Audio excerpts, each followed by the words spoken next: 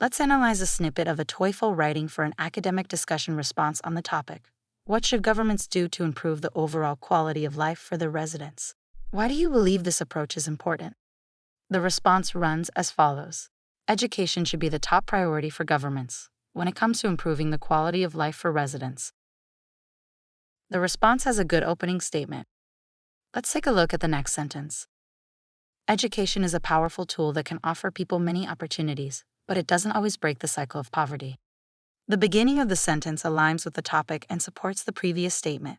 However, the logic begins to crumble as the sentence progresses. The claim that it doesn't always break the cycle of poverty contradicts the earlier statement that education is a powerful tool for unlocking opportunities. This inconsistency undermines the argument and deviates from the focus of the question.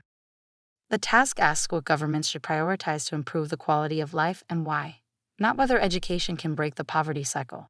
Introducing such complexities is unnecessary.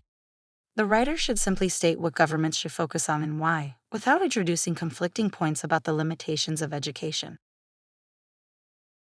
If governments invest in better schools and make higher education more accessible and affordable, people will have the skills they need to succeed, although many people may still fail due to personal laziness. The sentence is long, wordy, and difficult to follow.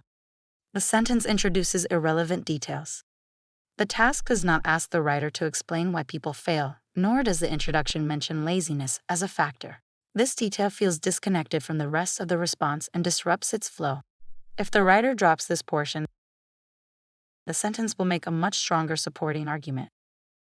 For example, in my community, the government implemented scholarships for low-income students. This is a good way to set the stage for an example. This allowed students to attend college, and while some students benefited, others dropped out, so it didn't really solve the poverty problem. The writer deviates from the topic yet again. The second part of the sentence is in conflict with the topic of the response and the thesis statement. Even if we drop the portion about poverty, the example remains incomplete. In the example, the writer says scholarships allowed low-income students to attend college and benefit from it, but he doesn't explain how exactly they benefited from it.